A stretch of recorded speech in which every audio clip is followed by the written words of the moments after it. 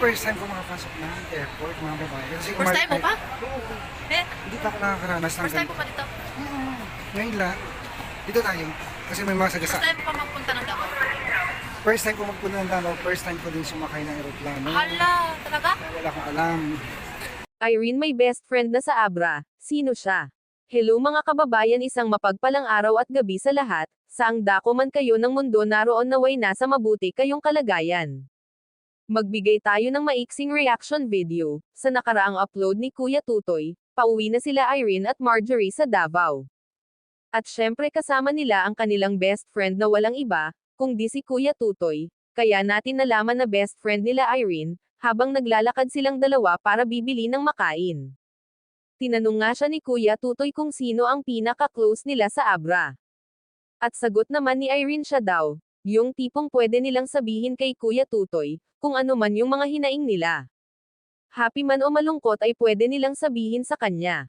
Si Kuya Tutoy naman, sa mga napapanood ko na video kay PB Love, ay talagang mabait naman ito at hindi mahirap pakisamahan, kaya madali nilang ka-close. Si Kuya Tutoy ay isa rin sa pinagkatiwalaan ni PB Love. At sumama pa nga siya sa pag-uwi nila Irene at Marjorie sa Davao, at sabi niya first time niyang sasakay ng airplane at first time din niyang makapunta ng Davao. Enjoy sa vacation Irene, Marjorie at Kuya Tutoy. Ingat kayo sa biyahe. Mapanood ang full video sa YouTube channel ni Kuya Tutoy Vlog. Bisitahin po natin ang kanyang channel, at please subscribe din po. Ganon na rin sa aking munting channel Elmas Vlog. Maraming salamat sa inyong suporta mga kababayan. God bless us. Yung pinaka-close nyo doon sa kapwa. Ikaw. Char, plastic ka. Hindi naman ako plastic. Tulad Halika, naman. maglakad-lakad tayo dito. Ikaw naman yung ano ko. At close namin. Sa lahat. Thank you. Sa Oo nga, lahat. napansin ko din.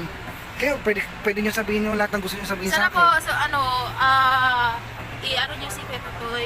Tulong-tulungan lang tayo, mga kababayan. Thank you. I-subscribe nyo si Kuya Tutoy sa walang sawa po. Suportahan natin siya. Thank you.